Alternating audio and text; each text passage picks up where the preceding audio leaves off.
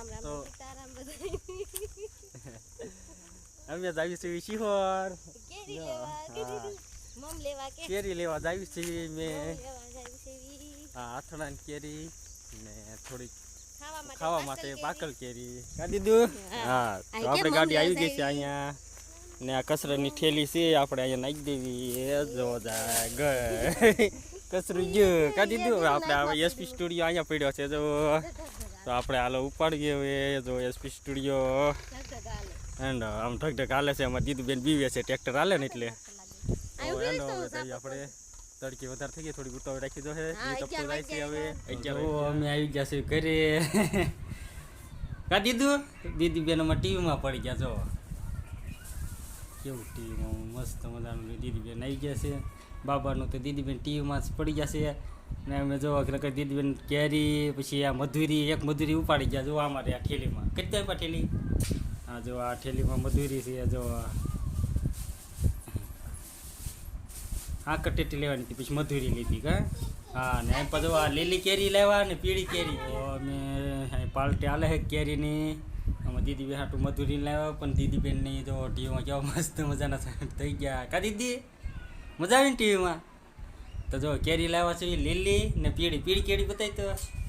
હા જો એવા પીળી છે ને ઓલામાં લીલી છે એ થોડીક કાશી હાંખું છે ખાલી એટલે આ 2-3 દી પડી રહી એટલે પાકી જાય ને આ ફૂલ પાક કલા કા દીદી બેન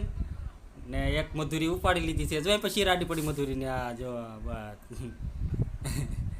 તો જો પાર્ટી થાય છે ને અમારી દીદીબેન પણ ખાવું નથી ને એકલું ટીવીમાં આવું આવે એટલે મજા આવે કાંઈ દીદીબેન આ શું આવે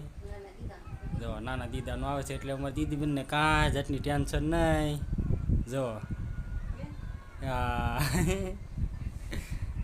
કાં દીધું જો દીદીબેન એક ધારે ધ્યાન છે દીદીબેનની યાદ તે ટીવીમાં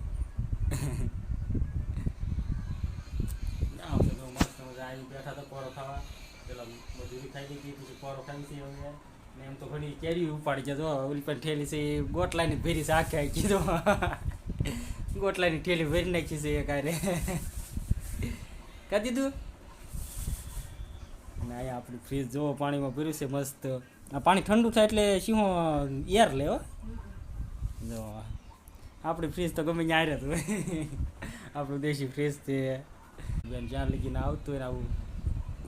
એટલે અમારે બેન સામું ન જોવે કા દીદી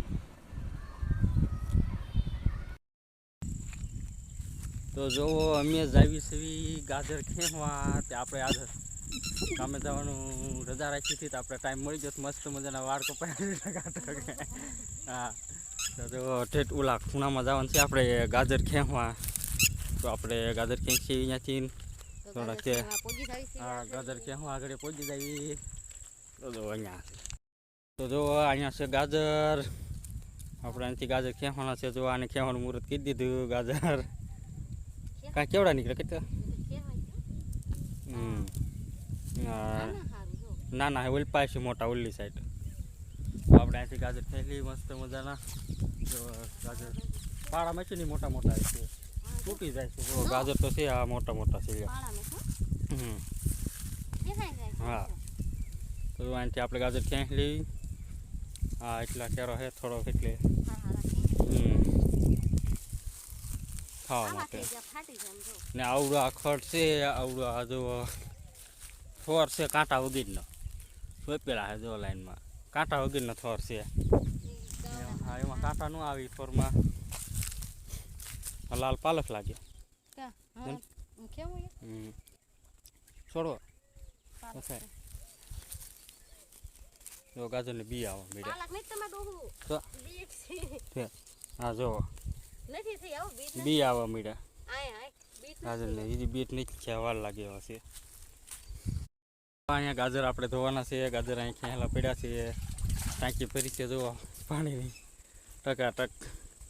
ગાજર ધોઈડવાળા અહીંયા ધોઈ નાખી હા બધા ધોઈ નાખી ને જો ગાજર પાણીમાં ધોઈ નાખી બધા ટકાટક હા બહુ ઉપર ઉપર અહીં પાડ ઉપર મૂકી દે વાંધો નહીં ધોઈડવાળા બગડે નહીં ને બધા હારા હારા થઈ જાય બસ પછી પાણીમાં ડાયરેક્ટ પાડી દઈએ આપણે ધોઈ જાય એટલે હા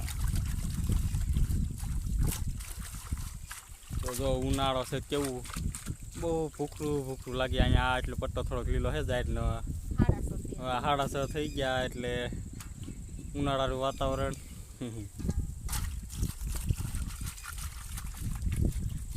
કૂવામાં આપણે પાણીનું તળ જોઈ દઈએ કેટલું બેઠા છે કેટલું. હા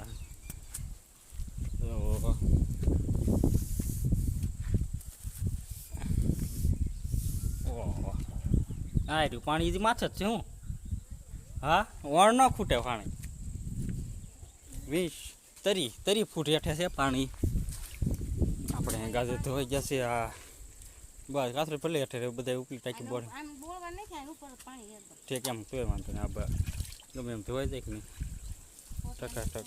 હા તો ગાજર છે આવા. હવે ઘરે જઈને થોડુંક આથણું કરી નાખી મસ્ત મજાનું. બસ લ્યો રેડી હાલો જો કેવા ટકાટક થઈ ગયા ધોયા તો ગારો હતા. હા એંડા તો ગાજર લઈ લે. તો જુઓ દોસ્તો આ છે જ્વાર કેવી લીલી મસ્ત મજાની ઊભી છે. કિરણ આગળ લઈને થાય છે. આપણે હવે ઘરે જઈએ મસ્ત મજાનું ગાજરનું આ થોડુંક ટકાટક.